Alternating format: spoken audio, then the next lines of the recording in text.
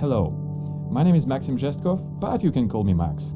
So this is the very beginning of the modules project, and you are in the lobby. Yeah, that's how we named this wonderful and empty space where you could just read a little bit about project, where you could look through the map and other places which you will visit through your journey, and probably listen to this first audio message. So, my project modules, a couple of words. I decided to make something really big, something like a total artwork, where I will be able to control sound, spaces, interactions, architecture, graphic design, and all wonderful things around. And this is my first step into this territory.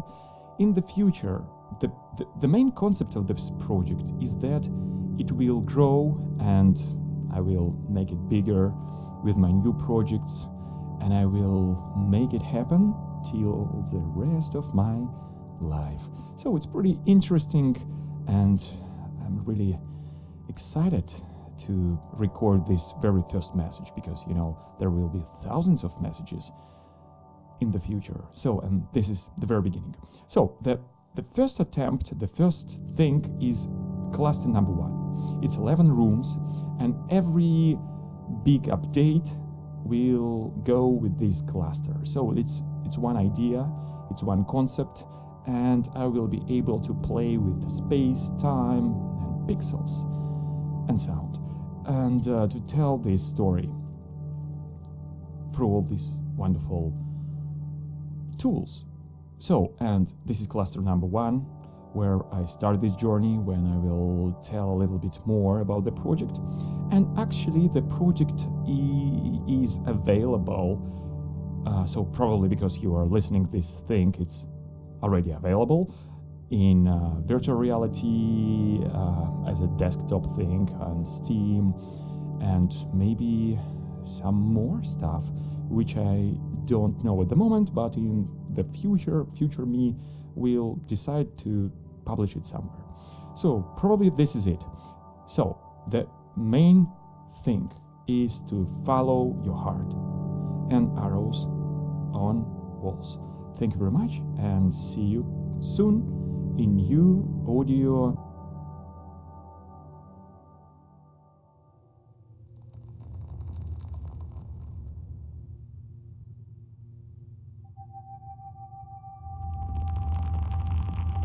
So the project started years ago, the initial module concept. Yes, it was module, not modules, and I started it in 2008. It was my big experimental diploma project, where I really wanted to go into the new spaces and make my own architectural experiences, and made some installations, and made some graphic design, and made some animation, and rendered everything. So it was really big total project, where I kind of made everything. And I decided that this is my really big project.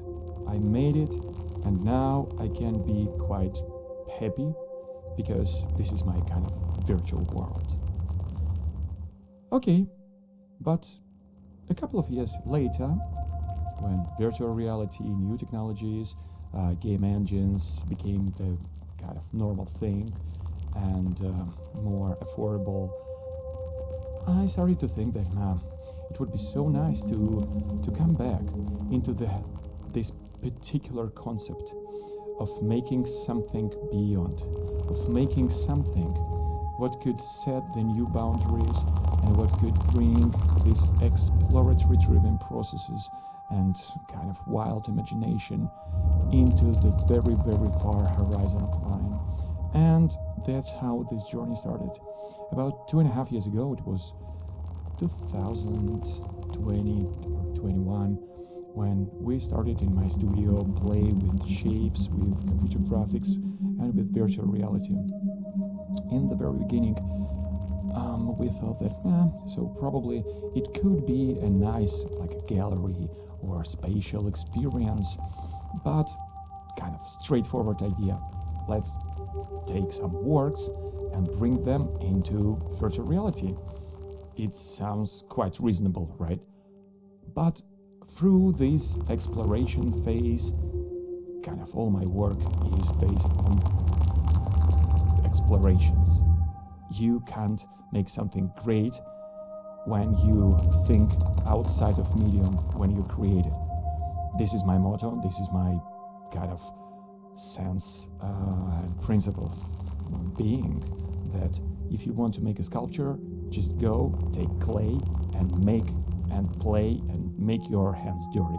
So we started to play and made our hands extremely dirty with pixels, and virtual reality completely kind of gave us a lot of different ideas, different topics to discuss, how it could be possible to make the project, to make something bigger, and not just only to make a canvases on the walls or make something like steel sculptures. No.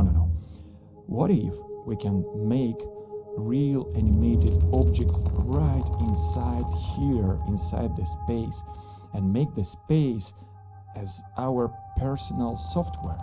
And people will be able to go to download it and to see and explore and kind of get updates, and everything started to gather, and it was this aha moment, but not moment, but kind of every day and every hour.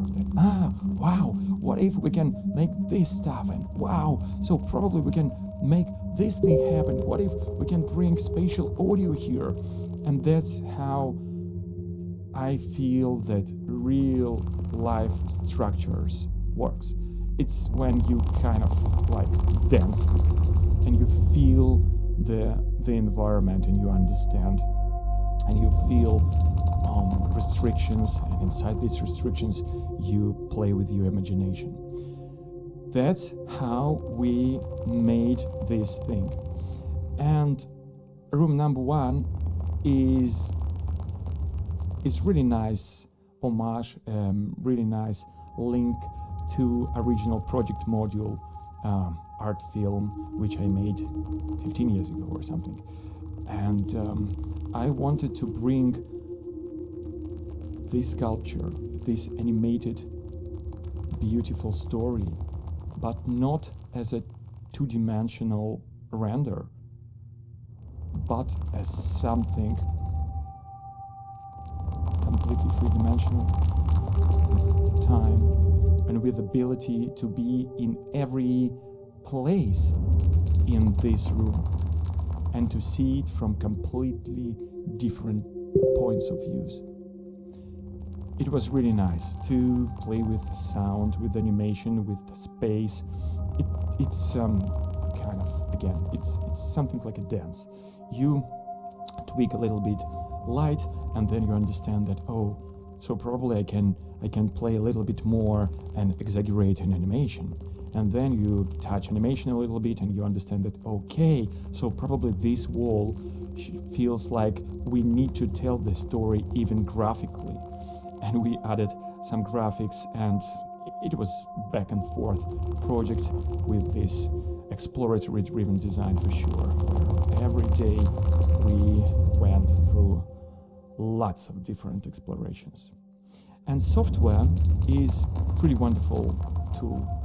I suppose this is the best tool for artists to explore, because it's kind of endless amount of creativity and endless amount of things what you can create, but not as a linear things which you can just show, but as something what you can give to viewers, to observers, and not even viewers, right? Because it's somewhere in between playing and being and seeing. It's kind of more immersive, and I'm in love. it's really hard, to be honest, but I will talk a little bit more in next videos about software production and all the problems which we met during this wonderful journey.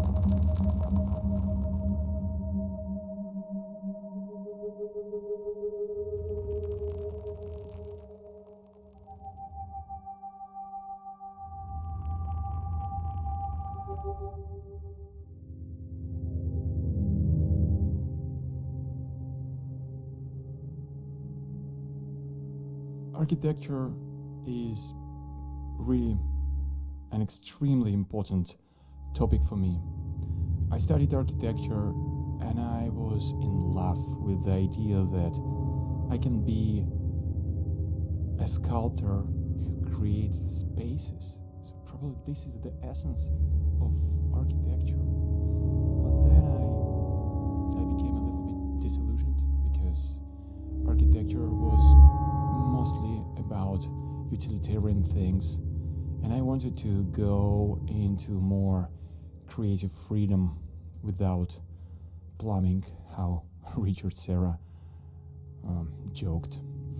And what I decided to do to be really close to architecture. No, I actually didn't decide it. I just live with this thing without any decisions. Every project which I make is about spaces. This is not by my decision. This is about my inner experience of true thinking. What is reality for me? And for me, reality is definitely about spaces. And I thought that, yes, so probably I will never be an architect. I will never build a building and create some spaces and to invite people there. And this idea always been really close to my head, that so where is the place for new architects in the future and in reality? For the people who want to overstep this real world of possibilities and find their own place and make their own spaces and worlds. So it was really big journey, and only after 20 years, so 20 years ago I started to study architecture at university, and only now I can make something spatial and invite people inside. So you, my dear friend, is a visitor of my space. Not real, but it's a really nice philosophical point here, yeah? What is real spaces? You are inside. I made the space and directed your attention. I made not only spaces, but also the whole ecosystem around, the whole digital system around here. And even this sound, it was created, recorded and uploaded. And I'm just staying in a recording room in London and talking to a microphone and then uploading everything into this my new world. So it's pretty interesting and bizarre concept. And 20 years ago, when I decided to stop thinking and dreaming about architecture, about the real architecture, I had this motto that all architects in the future will never ever build anything in reality. So if I want to go there into this wonderful future, I need to find some different routes. I love this concept that, so if you want to make something really big, you can't just copy Google or Facebook or something, Meta, right? Because it's already here. So you need to be inventive, and you need to go and find your own path and find your own way. So probably that's what I'm doing here, just finding my own way and speaking a little bit about my journey with you. So, and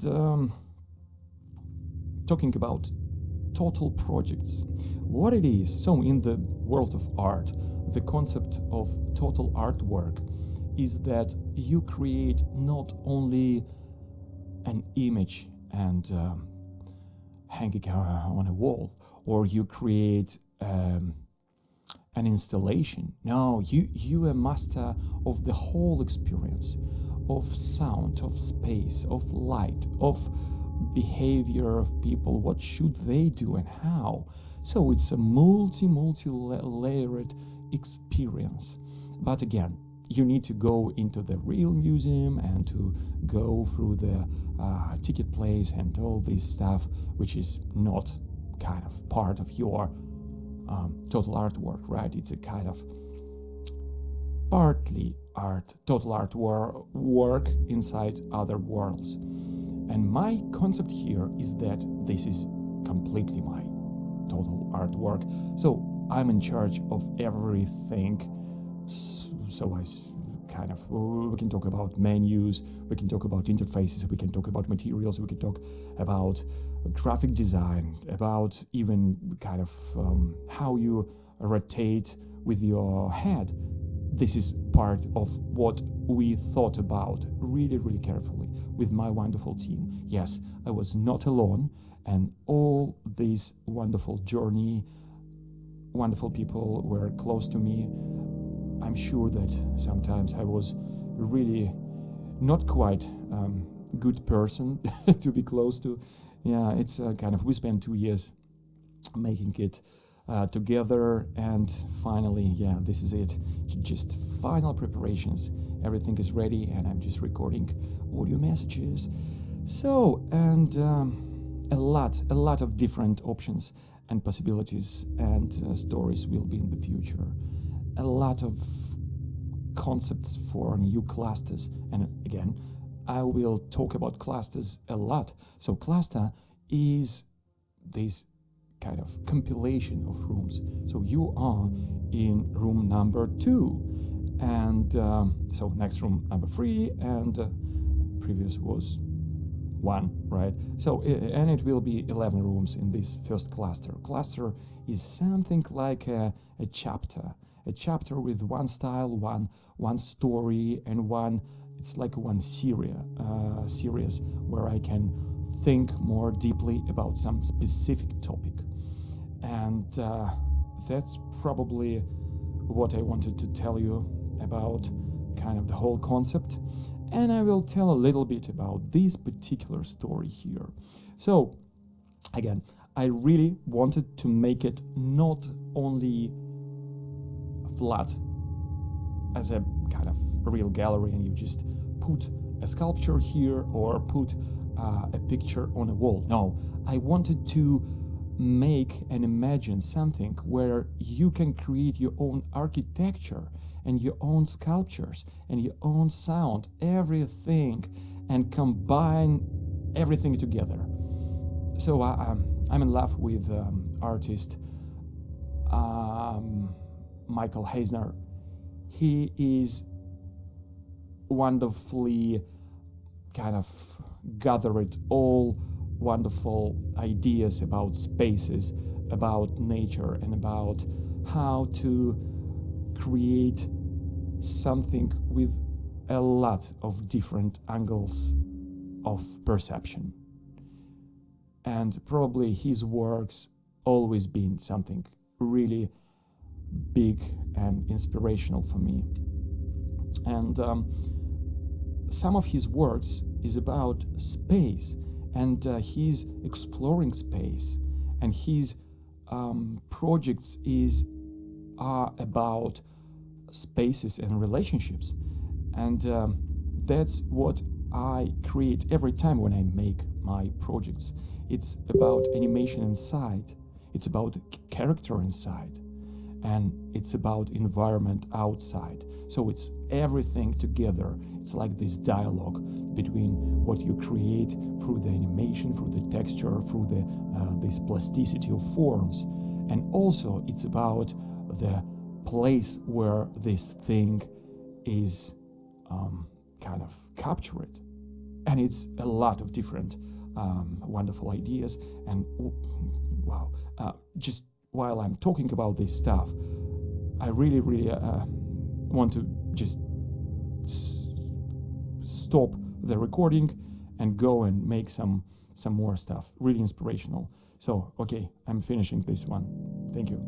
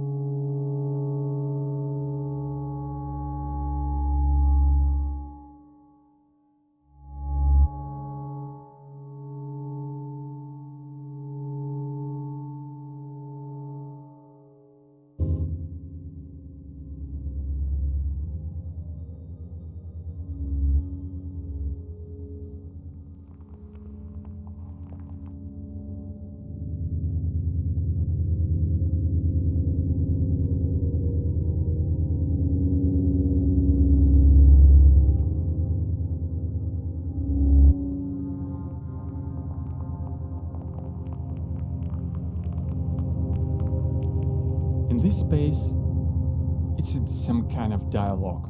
I really wanted to make not encapsulated experiences in each room, but something where rooms are connected to each other. Something that we can see the next object. We can see what is going on there, standing here. So, and that's how I started to make this wonderful spatial dialogue between room number 2 and room number 3. And it was quite interestingly to synchronize and to play with this different speed and experience. So here we have the horizontal motion. We have, so actually I made this sketch about 15 years ago or something, where I imagined a really huge wall and we experience approaching something, and we know that this thing will happen, that this thing will appear, but we feel it with these two-dimensional spots, two-dimensional dots, which are just going outside. So when I made this animated sketch, again, animated sketch, it's my own kind of term in my head that I sometimes think through animation about some emotions. And I started this process years ago, maybe 17, maybe around 20 years ago, when I explored the world of cell animation and kind of keyframe animation. I just got so impressed by the power of motion and power of true essence of moving and where even smallest frame can change the whole perception of animation. I feel, and I suppose, that animation and space is two wonderful canvases which we need to explore and definitely to use to tell stories and to connect to our emotions. And this story here was about moving from one side, one wall to the other wall, but with this additional layer of approaching, of kind of waiting, and then revealing, and then kind of saying goodbye when this shape already moved away, and we see how it's just closing. So I spent a lot of time. About 13 years ago, I made an animation, and I spent about 4 months for a couple of different animations, and I made everything by my hands. It was keyframe animation. It was really painstaking process, and it gave me a lot of information and a lot of practice to understand what is good and what is not. It's something that you can see and immediately understand. You can just immediately tell that, oh no, this is false, this is horrible animation. And even smallest fraction of a second can ruin the whole story. So, and that's what I animated by my hands. Unfortunately, I have no files at the moment, and we recreated the whole animation again, and it was really long journey, because it feels and it looks so simple, and I love this idea that easy is not simple, and simple is not easy. And yeah, to make something really simplistic and elegant is not easy at all. And we spent months literally to tweak animation in every room. So it feels like, okay, yeah, it's spheres and black dots just making this motion here. But for me, it's not just motion. I spent nights, days, weeks with my team, and always just talking that, yeah, guys, can we improve it? Can we move it? Right? Can we change this behavior to something more elegant? Because again, animation is non-verbal language of communication. We see animation and kind of motion of our universe all the time, and our ancestors seen it through the millions of years, right? Billions. And language is so new. So I'm okay that language is, it could be kind of not quite precise, and you can live with this thing. But this natural thing with animation, when even smallest thing can hurt you, yeah, that's where I feel really huge pain. And again, so room number 3 and room number 2, it's a dialogue, spatial dialogue. Here they are flying from left to right, and in room number 2, it's a really kind of a vertically oriented spatial composition, when you see how they make these pulsations, and you can stay anywhere on this ladder and see how it works. I love this concept of just works without start and end. It feels like kind of natural phenomena. You are in forest. I have this idea in my mind, and I had it through the whole time of production, that when you inside a forest, it just happens. This Zen experience has no start and end. It's being there is the main story. And I try to explore these Buddhistic practices in my projects, where in my kind of, especially in cluster number 1, because there will be, okay, a little bit spoiling, but in in the future I have a list of new clusters, and there will be a couple of clusters for and with some ideas of meditations, some ideas of kind of sculptural connections. So it will be a lot of different stuff, even stuff with artificial intelligence and kind of neural networks. So it will be a lot. So this is a huge playground to explore. And yeah, 2 rooms, 1 story, 1 spatial composition, 2 completely different characters. Here is 1 main character just moving left to right. And in vertical room, it's a little bit different story. They are just making this pulsation, and you can be anywhere and see how everything is going on. So, and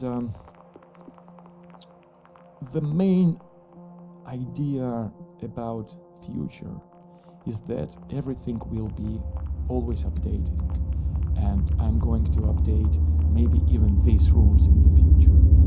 This is my kind of purest and it's my happiest moment in my life, because I hate tell that okay, done. No, the reality is not the new reality, right? The current moment is not about finishing something. It's about always evolving. I will talk a little bit in future messages, and also would like to talk a little bit about sound and 3D audio experience here. So we have this flying sphere here, and in room number 2 we have a lot of spheres. They are not flying, but they are floating, and they are making these pulsations. And we made a really nice spatial orchestra, and each sphere making its own sound, and you can go through, you can listen, and it's like a synthesizer, and it just works, and it's changed its sound a little bit all the time, and it's kind of algorithmically based concept that you are in the space which just always a little bit changing with sound, with this synchronization of their motion. So it's really interesting, and that's what we really wanted to explore, and that's what I was really concentrated on, to make each room with its own character inside, but also to keep everything in one series, in one cluster, right? Now you know the word if you listen to the previous messages. If no, go and listen. Thank you very much.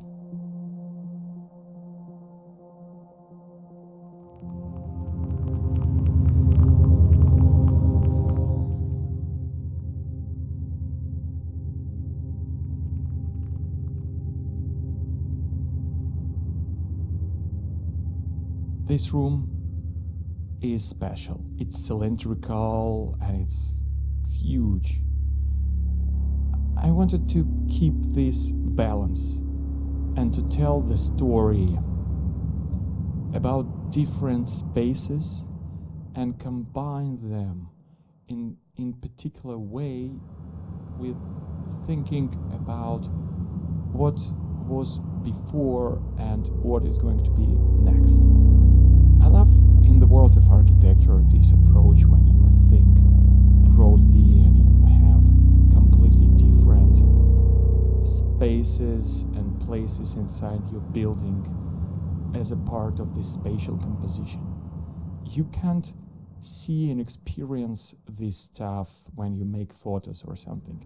You can experience it only by walking and only by being there, because it's spatial and time-based experience. And in this particular room, we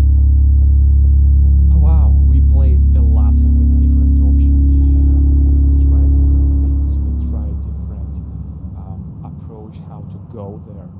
But it was really nice and simple idea.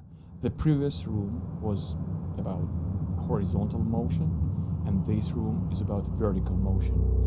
It is continuation. And in this vertical motion, I wanted to kind of rotate the experience and to show that we are just staying here and looking. It's like a theater of geometry and sound and space. And yeah, probably this thing with the bridge, it looks like just, oh wow, nice element here, but no way, it's not just a nice element here, although it's quite nice. No, it's about this sphere which is going from up to down and back again. So, and it can't just go through our bridge, right? So we made this circular object, kind of distortion of our bridge to allow this sphere to go through, and also allow us to stay really close and see how big it is, how gorgeous it is, and again to make this scale perception feels even bigger and better.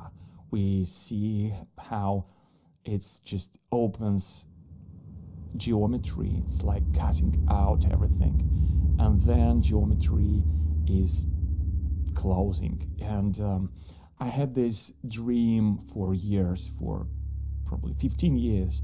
I sketched this idea that a wall started to open with this sphere, and then and again, and new one and new cut. And you, even if we delete the master sphere, the black one, which cut everything with this radius around, you will definitely understand that something spherical is going through the geometry. That's how I love to make something. I love to combine architecture and this kind of extended architecture as a storytelling, as abstract storytelling inside our heads, that we understand that, wow, so this thing is cutting out from this thing to kind of move there. That's what I really love, and that's probably the main non-verbal storytelling here. And yes, again, animation is so powerful, and abstract explorations and abstract experiences just drives me in completely wonderful spaces where I can just dream beyond language and beyond reasoning.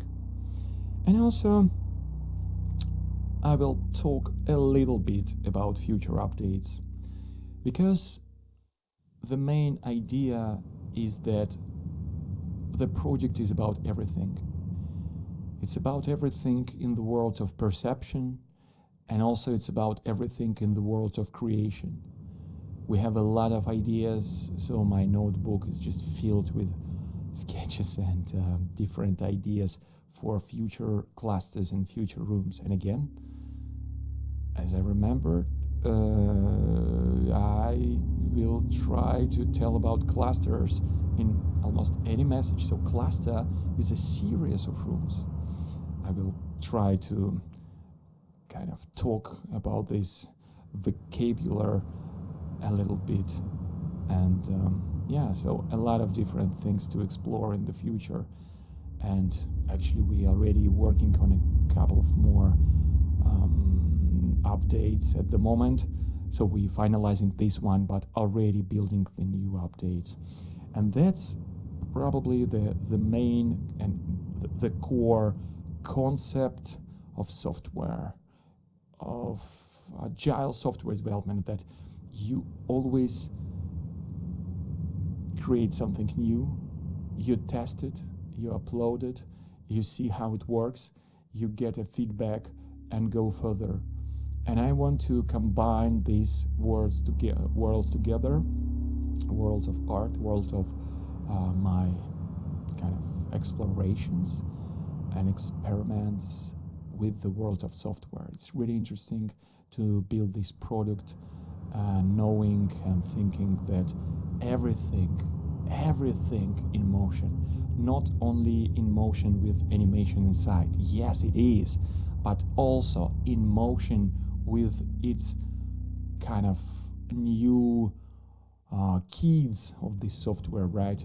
Where we could improve something and to get more versions and to get more. It's kind of motion through the time, motion through updates.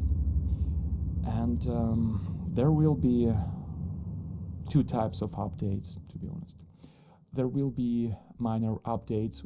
It's something maybe on a weekly basis where we will upload some stuff for improving kind of speed, improving maybe some design elements, menus or something. And also in parallel there will be major updates where we will upload and deliver new clusters and new rooms and new experiences. And also in talking about development side in our studio, there will be kind of dedicated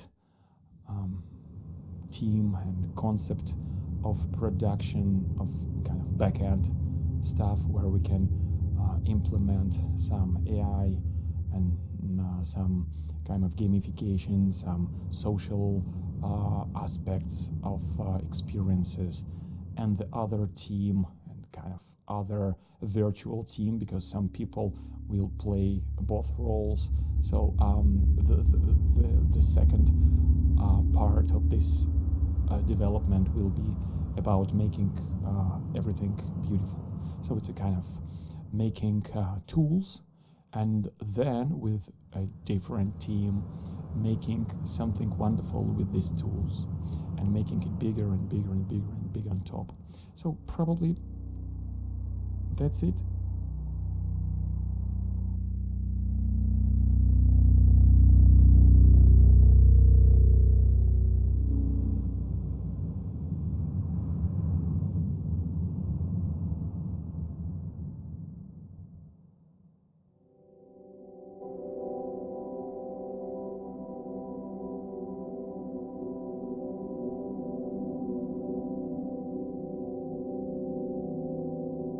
This room is only about the room, only about the space, and only about stillness.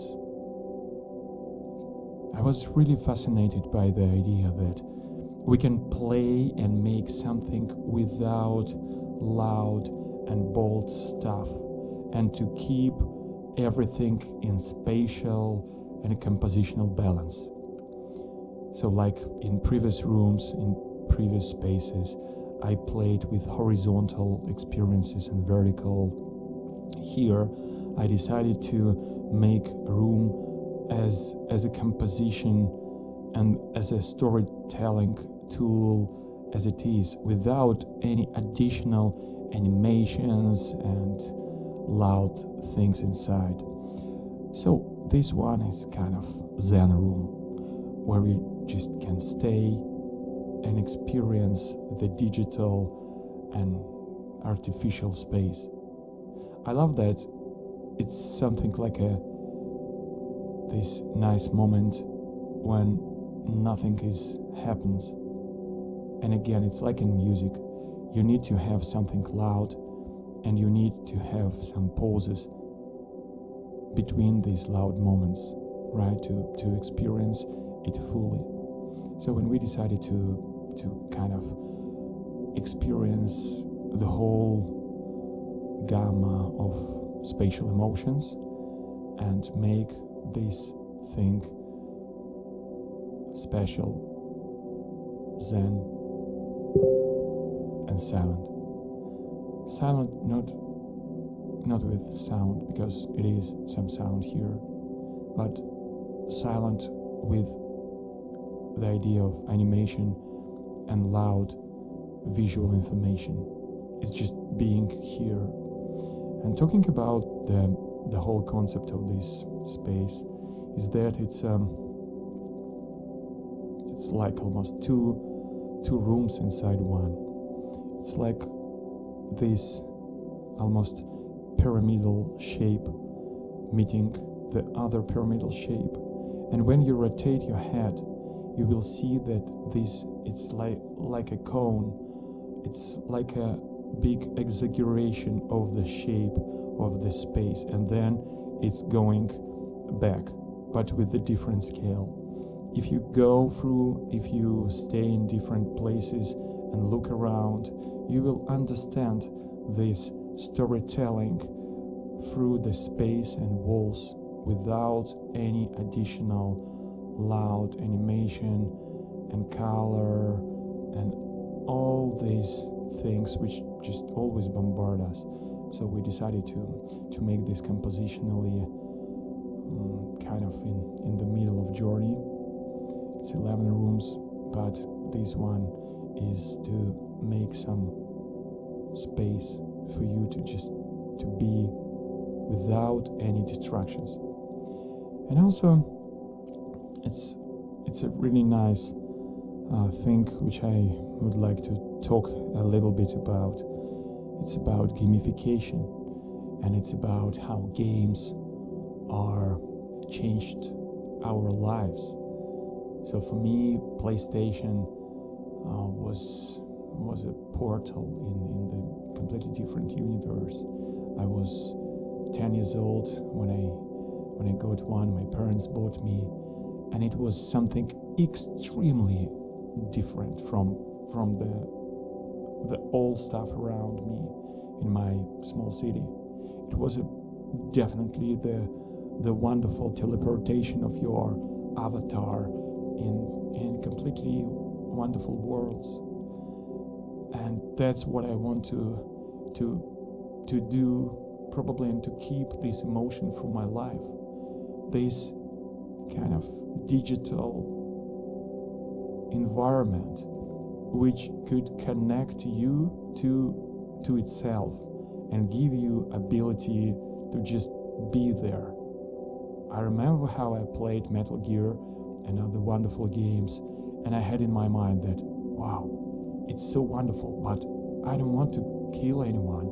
I don't want to go through the whole game. I just want to stay here and experience it as it is, without this kind of artificial storytelling. And probably that's what I decided, and that's what I started to feel, that it could be really nice and really fresh experience for me to just be somewhere in your wonderfully created space without need to do something. So it's just like pure art. When you see, you jump inside your head and you play it inside, rather than you need to always be connected to someone around you in this game. For me, it was always about this a little bit different experience when you can just stay and be. And games are everywhere, and computer graphics and all these wonderful technologies around us. Just take any technology, and I suppose it has some connection to games. All these artificial intelligence, huge improvements, and neural networks, and almost everything around us, it's somehow connected to games because of the rise of video cards, because of this need to make it better, to make it looks more crisp, sharp, and 10, 20, 30, 1000K resolution. So it's a really, really nice process, and because it's already here, I suppose we need to reframe it a little bit, and we need to start to use these ideas of being somewhere as the main tool for bringing people somewhere. Because for every artist, probably the main goal is to tell something so sharply that you will take viewer, observer, and place him in your story. right in the very center and create this virtual world around him. No matter it's sound, it's film or something. But I suppose this is the most important thing, to make this aura around environment where receiver will get true experience of everything around. So probably this is it. World of games is huge and it's just growing and growing, and I suppose making this project and helping to tell about these tools, to tell about these possibilities, how we can create our own spaces and invite people there and be architects, but without making buildings in reality, but making our own realities.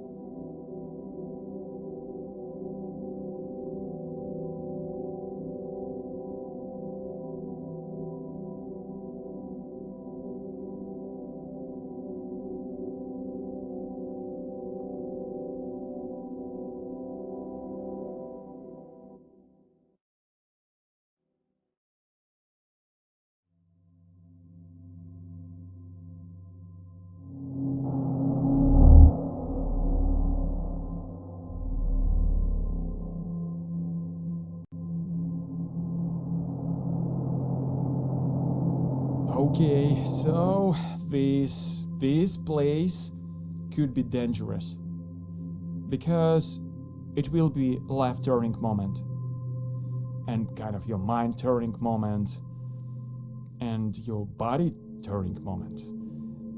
And some people scream a lot. Some people try to fall in reality. And some people just tell that, okay, so it's enough for me. Let's talk about some different stuff. But we played a lot and tried to find what actually is the medium of virtual reality, what we can tell, what we can use, or what we can't use because it's too dangerous or too crazy for people to experience.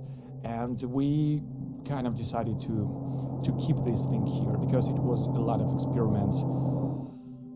Wow, where we went too far.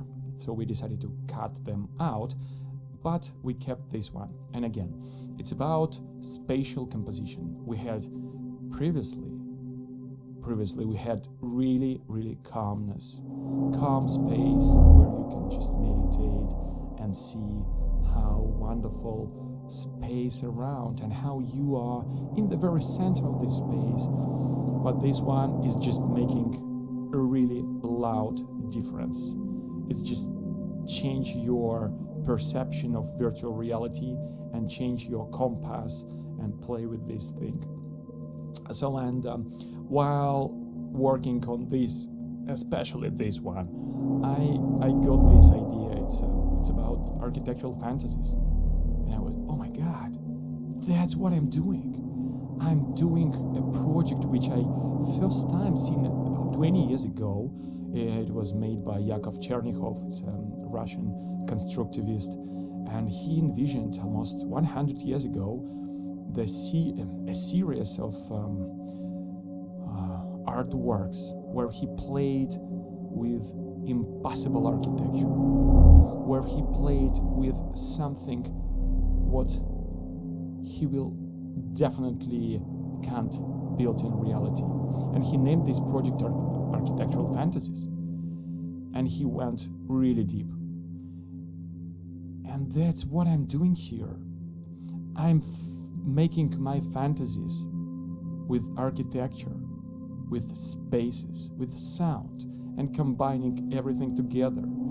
So, and it was really nice found, and it's just connect all the dots around, and now it feels complete.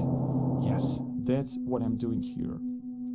I'm working with the material what was impossible even 10 years ago, 15 years ago, to make this thing happen, because now I can make it, and now I can upload it to places where you can download it. That's how you get actually this software and jumped inside. So this is really, really wonderful storytelling thing that 100 years ago, the best thing, so even 20 years ago, to be honest, people just dreamed about architectural impossibilities and how to make something what is impossible. And the story about Zaha Hadid and about all big architects is about that. They really wanted to create art. I'm not talking about all architects, because definitely architecture is not about these superhero statuses. Definitely no.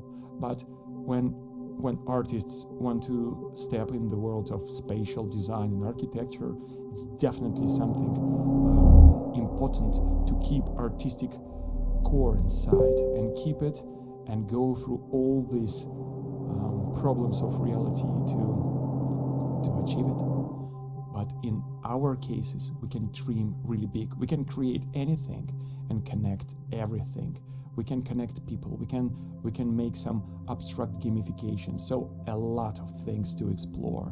It's like creation of a new form of art. It's like cinema 100 years ago, when people tried to understand what editing is, and only then storytelling started to happen.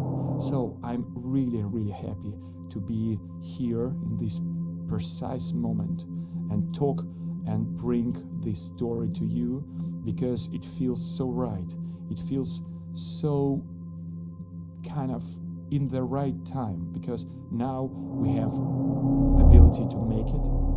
We have abilities to kind of share it, and it could be completely closed cycle of production and distribution, and allowing different people to be there, and not just to kind of make gamifications and games as we know them, but to allow artists to play and explore completely different things in the world of digital experiences.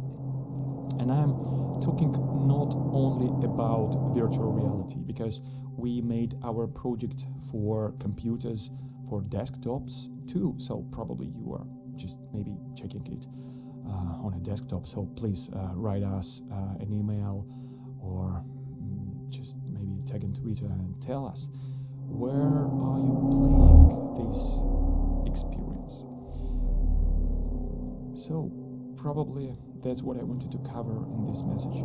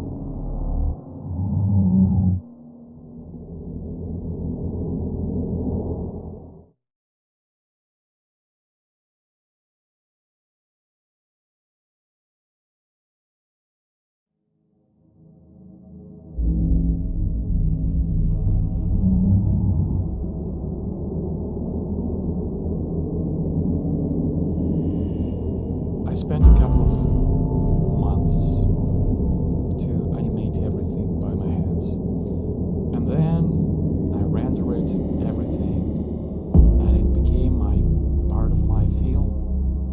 Only one point of perception, only one highly directed camera, which gave people ability to see and explore this wonderful composition.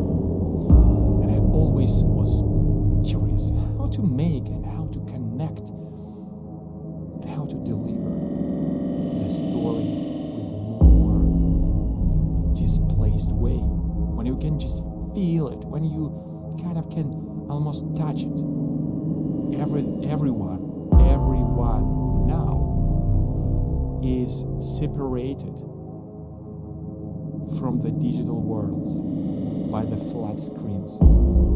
That's how it works. That's where we are. This is 2023, and everything what you see and think that this is three-dimensional or spatial experience, this is not true, because this is only two-dimensional thing. Because even three-dimensional things, they render it as two-dimensional images and placed on the screen. Welcome. That's how it works. And then sequence just makes these frames, and magic happens. You see moving objects, and you see compositions, you see drama, you see blue eyes of Leonardo DiCaprio or something, and everything is flat. But we experience it as a kind of depth, right? So, and it's completely different ways to understand and experience this thing in more three-dimensional way. And definitely it's about possibilities of changing your point of view. Because when director makes a movie, he set a camera and recorded from one particular point. Actually, not one, a couple. And then with editing, we make and we experience the magic of cinema, the magic of editing, when objects just going through frames, and you can't see close-ups, middle shots, long shots. No, you drink story, you connect it to these avatars, you just see how it works without thinking about the technology and how it was made. And these are just images, flat images. So, and when I made and started to play with sculptures, I was always fascinated that, wow, I feel so kind of great connection when I work with three-dimensional objects in 3D graphics packages, when I can turn it, rotate it, and see it, in really, really fast pace. But then I need to find precise camera, and put my cameras on this map, and to shoot and make different angles and then edit them together to allow people to experience this magic of just continuous motion. But always I felt inside that now it's good. But in reality, when you create a sculpture, this sculpture is standing somewhere, and you can go around and see it from different sides. That's how reality works. We have things without start and end. So probably everything has its own start and end, but we kind of, in the very precise moment, when we are in a gallery or in a garden, it's just so slowly changing its state that you experience it as a kind of three-dimensional solid state, right? You can just rotate it and experience it and see. And that's how we live. We explorers, and we take things and experience them from different points. And that's how we get all information about our worlds. Not now. Now we get a little bit different ways to get some information from people who get this information from somewhere, and we just need to believe it, right? But no, it's a little bit story about media concept, and I don't want to dive too deep. But I really love the essence of being somewhere and being able to go and see from completely different able to be yourself and not to follow directions of a director, but to follow your own instinct, your own interest, where you are, where you want to go. And also, if you found something, you will explore it, you will see, you will examine this thing. It's really interesting, and it's completely different from the linear storytelling tools when you just make everything and then show it to people that that's how I made it for you. And this is the really, really big debates about art form and game design and games. Can games be a form of art? So it's a little bit ridiculous story, and I don't want to dive too deep into these weird concepts. I will better talk about what I feel and what I believe will be in the future. In the future, everything will be completely interactive, and you will be able to interact with this thing with your own pace, because we're all different. And I was completely out of the game when I just wanted to stay and explore wonderful textures and explore some wonderful air and explore how clouds are just moving. And these contemplations are almost kind of not even impossible. They are possible, yeah, it's a part of these experiences. But for artists, it's a kind of forbidden place to be. And I met a lot of really, really weird dialogues with people when a couple of years ago I said that I'm really interested in game design and games and software.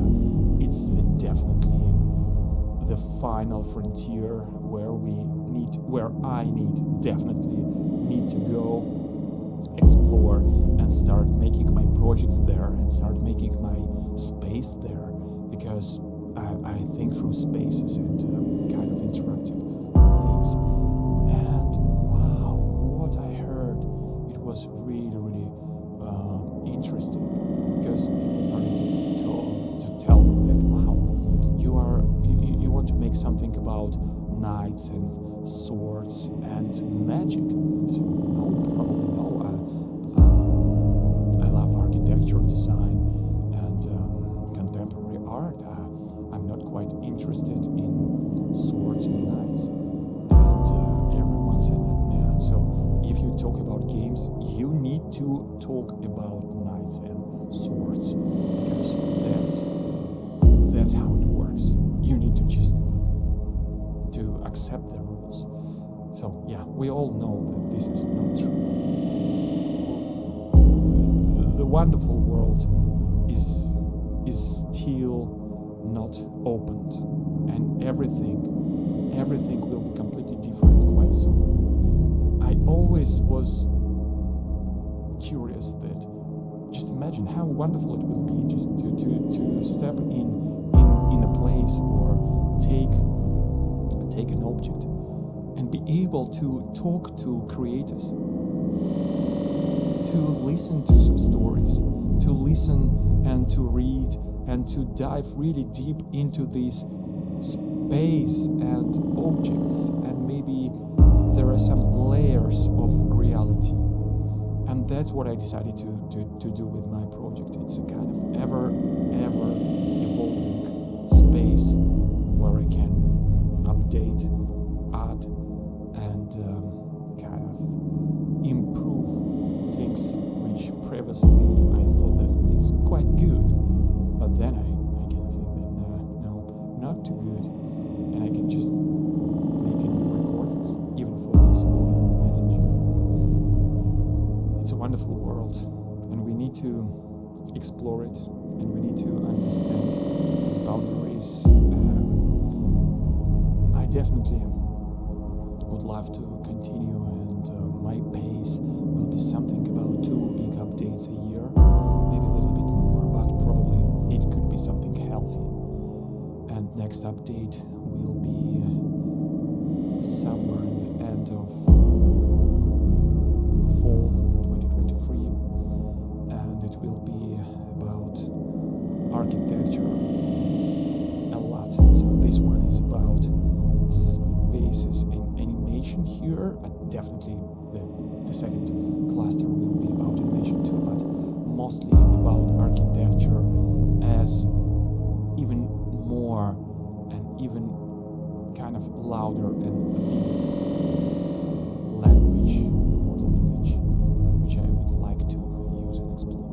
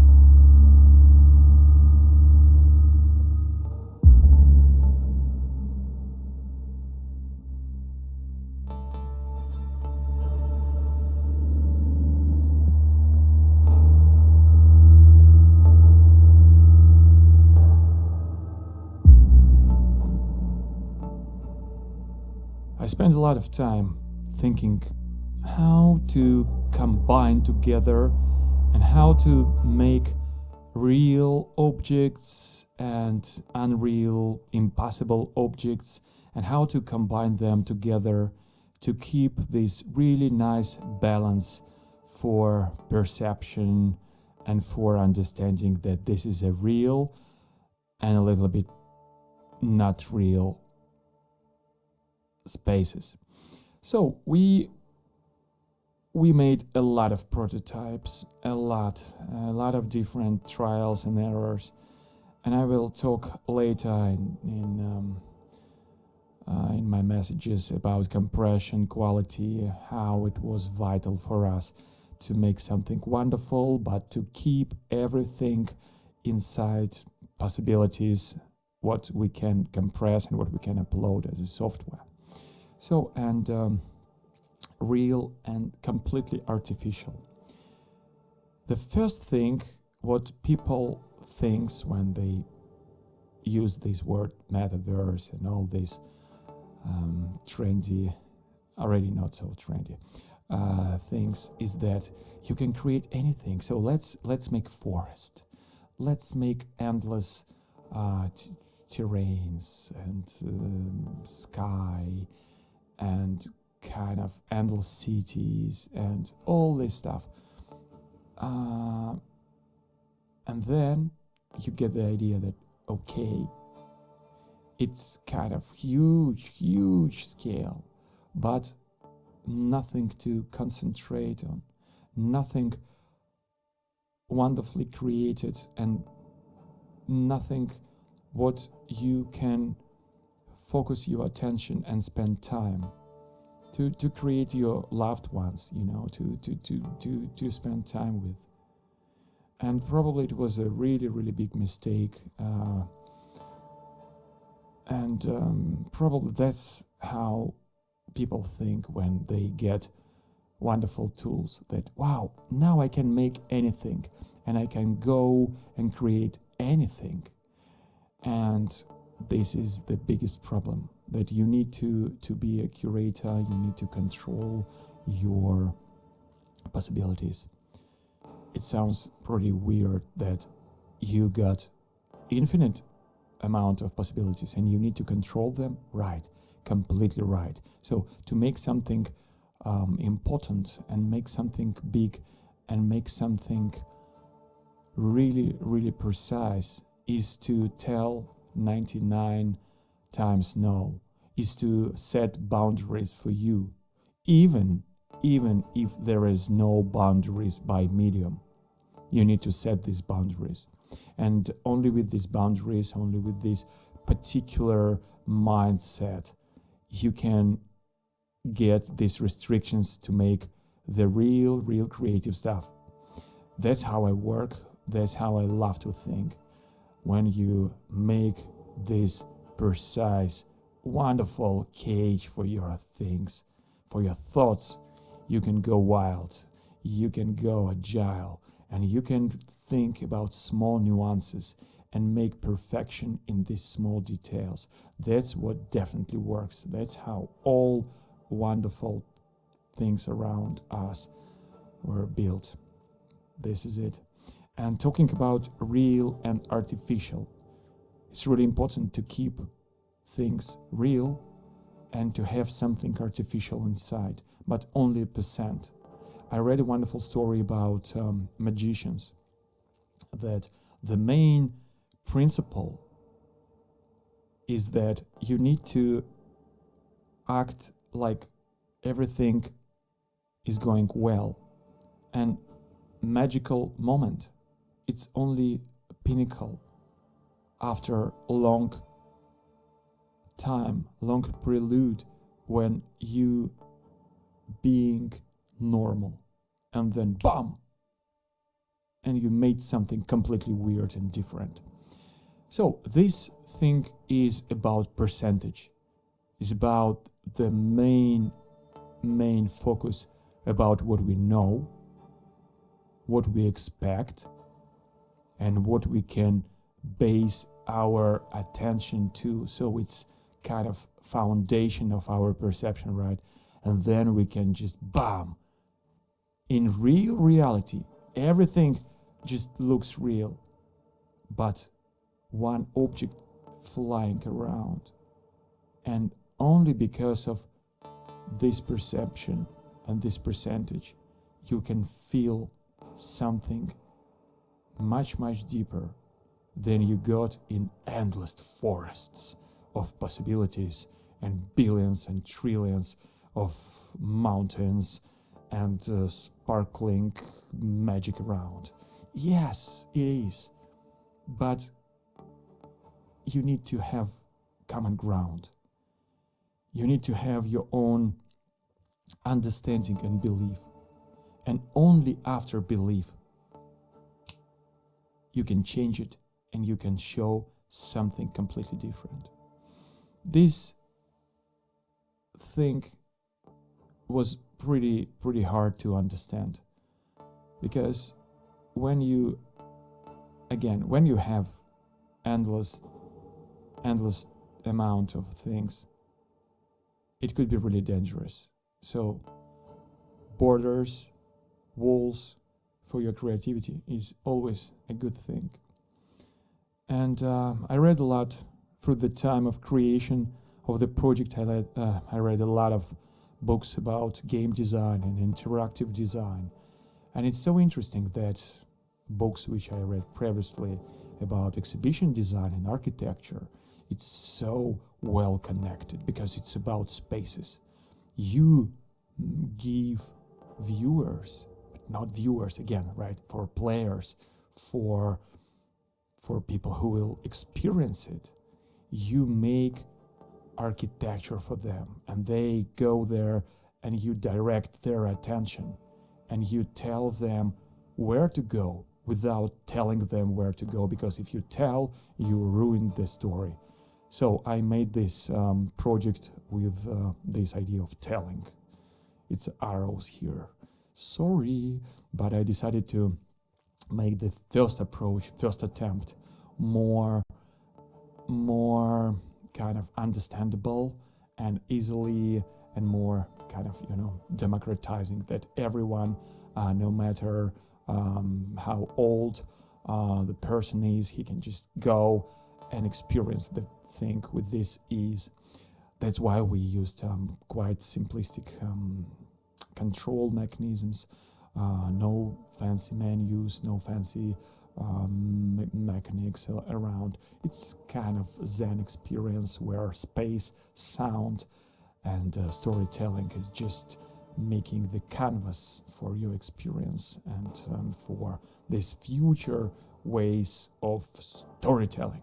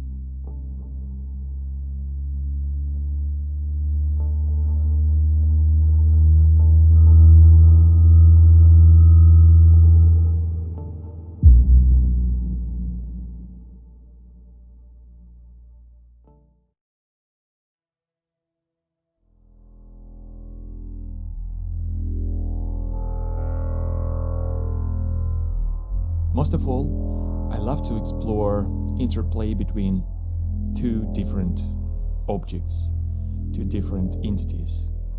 And when we talk about environments, I love to play with space, with walls. Probably this is the best actor for me. They're just staying close to each other and making something like a dialogue. And number two is so important. I can't understand why. I just feel that every time I want to understand and explore and work with this particular idea, to make two things close to each other and make some interaction and make this different explorations of how these two things could talk to each other non-verbally. In this particular room, I started to play with spaces, scales, and kind of the most important story is I was not alone. Through the whole journey, I had my wonderful team really close to me. And it was really nice and collaborative project where I made some sketches, I made some comments, I spoke almost every day, and that's how we work. We kind of speak a lot to find what works, and find how to improve every side of our projects and our kind of teams. And we started to play with different concepts. I wanted to make this experience that you are just staying really, really close to both walls. And you just see how wonderfully they are doing this nonverbal dialogue. And you just see, like a kid seeing how adult people talking about something what you can't understand. It's something like kind of the next level of mind or something what you just can't understand, but you're really curious about this process, and you definitely understand that it's definitely a dance, it's an interplay, it's exchange of some information, exchange of some action. And we started to think through the lens of sound and motion, and spend a lot of time bringing different concepts with different motion, different soundscapes to this particular movement. And then we created and found this wonderful thing that they're acting like some interesting music machine, like a musical instrument that just playing itself. And we added sound to each black membrane, and when you go through, you can hear that all sound around is not artificially placed here. this is the sound of these wonderful huge membranes. It's something like a dialogue between these membranes on the left wall and on the right, and also it's kind of there talking with this sound, and kind of you can hear all of these dialogues. It's a couple of them here. It's probably about 6 or 7 these pairs, and it's kind of when we found it and when we understood that wow, it will be possible to create in virtual reality, it was kind of huge revelation, because a little bit about compression. So everything what we accomplished here, we made through the perspective that we need to compress it and we need to deliver it with wonderful quality, and it should work on Oculus Quest 2, and it should be really nice and small files. So it's not that idea that okay, let's make this thing or that thing. Yes, definitely on a highest creative level, that's how we thought. But also we had in our minds all the time that we will need to compress it, and we will need to make some algorithms to make happens, to animate it, not by hands, but by some algorithmical approach which will work on really, really simplistic hardware.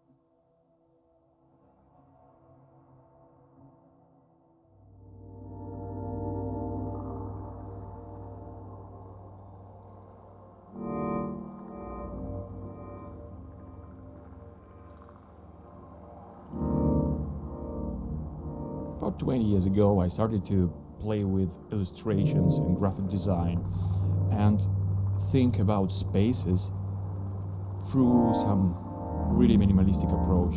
I made a couple of illustrations where I used only circles to explain and to give experience of spatial objects, of sculptures, using only white spheres, distorted spheres on a black background, and vice versa, black on a white and white on a black. So I was really, really concentrated on this minimalistic approach, how I can use quite simplistic tools, visual kind of core concepts with the simplest way possible to deliver shapes. Then I started to use animation, and I started to play with animation in After Effects with the same approach, how I can use circles only in black and white color palette, and to make illusion of depth, and to make perception that with this simplicity I can make and believe in shapes without showing the shapes, right? We were just only showing the small amounts of these elements around. It's about negative space and about positive space. So, and then years after, I started to use 3D graphics, and I made my project modules with the same idea in my mind that wow, I would love to explore this world of minimalistic visual representation of shapes. So again, I used spheres, I use simplistic circles, and try to find right balance and right motion. I made a lot of different, like a scaffolding inside my 3D software. It's like outlines to understand how the shape should transform through the time. And I had no special instruments, so I made all the animation by my hands. It was really painstaking. Just months I sat and animated every small circle to make right motion. I had in my mind this idea that, okay, this is right motion, this is completely right, and I feel something on a completely different level. I can verbalize it even now, that you just feel that this is right and this is wrong. And I tried to make everything right and spent months trying and finding some answers. So you can check out my art film module, and you can understand what I'm talking about. So everything there animated by my hands, by keyframes. It's insane, I know, but I had only these tools. Yeah, making sculptures is not a really thing. It's definitely not the really quite simplistic thing to do. You need to spend huge amount of time polishing and chiseling and working on the smallest details. And when we talk about animation, you work on the smallest details 24, kind of 30 frames per second. But we are now in completely new world, where I decided to go further and to step into the new territory, the new wonderful place where everything made by algorithms. And okay, the new step. So you remember, right? Everything started as a two-dimensional illustrations, then I added motion in After Effects, then I stepped into 3D graphics. So actually it was in 3D Studio Max. And now I want to bring it into the new territory when it has no start, no end. It's just always moving and evolving, and you can see it through the completely different points of view. Infinite amount of points, right? Everywhere you can stay and see. And quite interesting story here is that the first step was that I have only one-dimensional experience, kind of actually two-dimensional experience, but you kind of faking it. Yeah, it's just only one point of view and it's flat. The second thing, I added an additional layer of experience. It's a time, so still flat but has some time. Then three-dimensional graphics. I can rotate it, I can move it, render it, but render only with one camera, and viewer can see it only with one directed camera.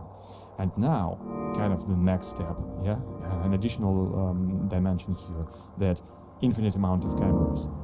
I'm quite curious what will be the next step in 10 years or in 15 years, right? And it's really interesting which additional dimension I will be able to add here. And but principles are the same, what I started to use decades ago. It's the idea that when you find something completely right and you feel some inner synchronization and resonation with the universe, later you will get some emails and information that, wow, it looks like kind of thing from underwater, or wow, we just found somewhere in a research institute that's how neuron works or something. It's so lovely to crack the language of nature through feeling it, not through thinking it.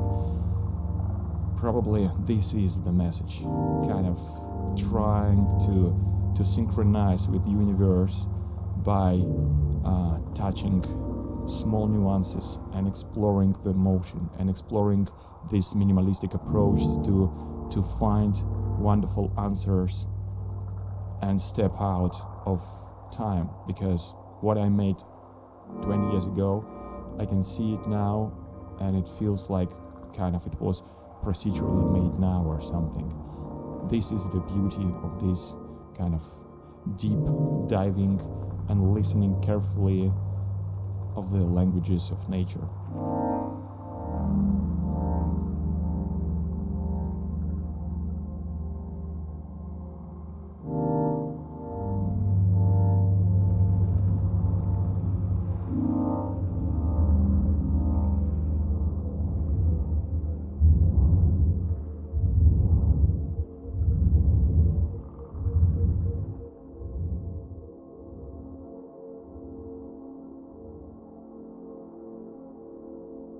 In this space, I wanted to continue this storytelling.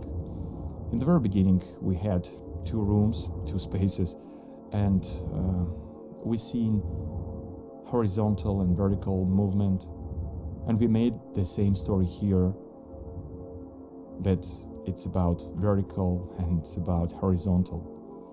And this particular one is really special for us because we had this idea in our minds that it would be really lovely to find ways to create this math algorithm to bring this sculpture, to bring this installation to, not to life, right? To kind of digital life. And we found a way, and it works, and I'm extremely happy, and all my team made a wonderful work through the whole project production, and I'm extremely grateful that I had chance to go through this project together. And this particular room is the final one, is in the first cluster, and this is really nice analogy and nice kind of shape to close this story, that this is a kind of membrane which not staying still, it's moving and it's shaking. And I suppose new technologies are always coming to shake our beliefs and experiences, to set new questions and to give new tools for creativity. And every time when it feels like, okay, where's the place for humanity? Technology brings something and it's quite scary. But then we understand how to use it and how to make something wonderful with these technologies. And I suppose it's a nice thing to finalize this story with this endless membrane and this endless motion of our passion for moving forward, for moving and finding new ways into the future. I will record an additional message. You will find it on a bridge on your way to exit. But actually there is no exit here, because this is a loop. This is endless. This is a really big story which I want to tell and I want to explore. The place where installations, spaces and everything has no start and no end. And you just be there, like forest and like pond, when you just sit and experience it. And definitely games are here, and they are changing our perception for consuming information and giving us new ways of thinking what is connection and what it is to be with your friends, and what is fun and what is sad, and how to play and how to just be together. And I suppose this is the very first cluster in this journey. It's really hard to tell how many clusters there will be in my life, but I will continue to work on the project. I feel that this is the right thing, not only for me. I think this is a really big storytelling tool which can help to marry these two completely different worlds, worlds which feels kind of like a different planets. But I suppose this is one wonderful world where creativity is the main actor and the passion for creation is the main core, is the world of art and the world of games. Where are these boundaries? I don't know, and probably that's why I started this project. I want to experience, I want to explore, and I want to understand, and maybe I can help to open some new doors for creators of the future. Thank you, and we'll hear, we'll listen and speak to you soon on a bridge. Thanks.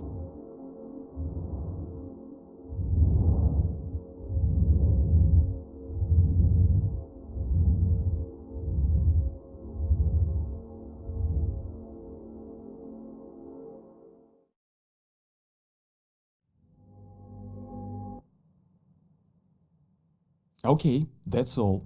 You went through all 11 rooms, and this is the way to the very beginning. We decided to make everything as a loop.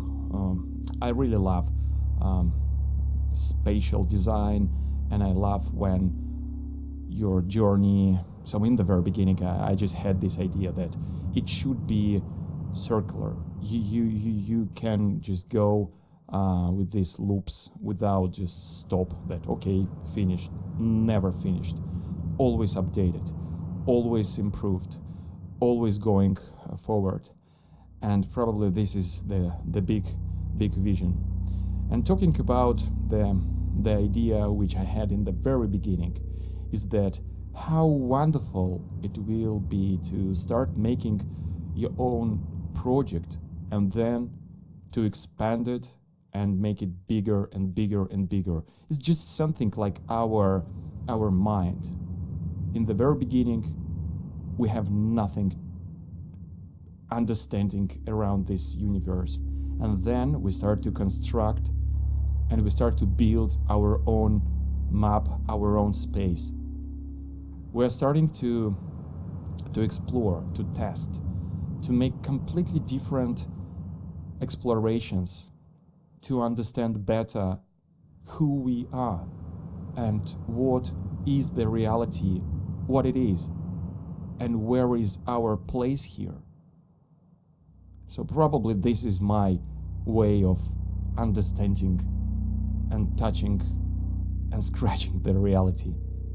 How I can understand and how I can expand it, because I always create something, and how it could be wonderful to have all my path, all my journey here.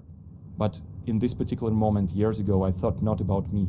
I thought about different other people who I really love and admire. How it will be wonderful to go in this wonderful digital space where all their works, all their ideas, thoughts, voices, and other stuff are just you can find and you can interact to, and you can see how their ideas went in one direction or then changed its course a little bit and fine-tuned and went to the other one. It was my biggest dream, and I wanted it so badly that I decided to make it by myself. But again, not by myself. So actually it was a big team. It was about probably 15 people, maybe about 20, who worked on a different parts of the project through this time. And it's hard to tell when we started the project. About 3 years ago, I got the vision and idea that I need to go into software production and I need to move my projects into new ways of communication and interaction. Something completely new, something completely different, because I made probably everything with just set camera. I just realized that I'm quite tired. I want to explore and find new horizons. I want to set new boundaries and overstep them. That's how I feel. That's how I live. This is not an easy path, definitely. And I started this journey. I had no idea what actually game design is. And I just felt that it's definitely there. I just need to understand what it is. And through this experience, I had a lot of people. So we started a game project. The game project, The Great Filter. And we spent a lot of time working on the Great Filter game. But always I felt that it's a little bit not what I want to do. It's a little bit, I feel some restrictions, but not restrictions where you can go with your creativity, but some kind of conventional restrictions, which I can't overstep. And unfortunately, 1 year ago, the project, The Great Filter, I put on hold, but the project modules was in the development already. And I suppose the whole this experience which I got from the Great Filter team, I somehow used here to finish the project with my team. It was a really bumpy road. It was a first software project in my life. It's a really difficult story to make the product, to bring it through the whole steps, because we decided to make it really big. We decided not to just make a PC version, we decided to make a virtual reality version and a desktop version, and make a sound, spatial sound, and then to make every piece of sound as a standalone track, because it's a part of the storytelling. It's so interesting where is the differences in sound storytelling, because in games and in virtual realities, sound is more about environmental sound, but in our reality, sound has its start and end. And it was really nice research and deep diving into this, understanding how to bring sound for both worlds, for digital and real. So we decided to publish all soundtrack as a standalone pieces of sound, pieces of music. So you can go to website modules.space, read about project more, and kind of listen to the music. We will keep everyone updated in our Discord server, on our Twitter, Instagram account, and use on our website, zhestkov.studio. And this is my vision. I want to expand and I want to continue adding more rooms, more spaces. I have my notebook filled with different ideas, and now I feel that I found it. I'm so happy that I have my not even space, because if you have space, you already made it, it's your space. But this is something like even not space, it's not even vacuum. It's a kind of something what should be created, and then it will become space. And it's wonderful. It's wonderful that I can combine everything. I spent 20 years trying to find this particular moment, this moment where I can combine all things which I love and all things which I went through. Computer graphics, design, animation, architecture, storytelling, cinematography, script writing, everything around it. And now I can make it happen. Thank you very much, and see you in the future. Bye-bye.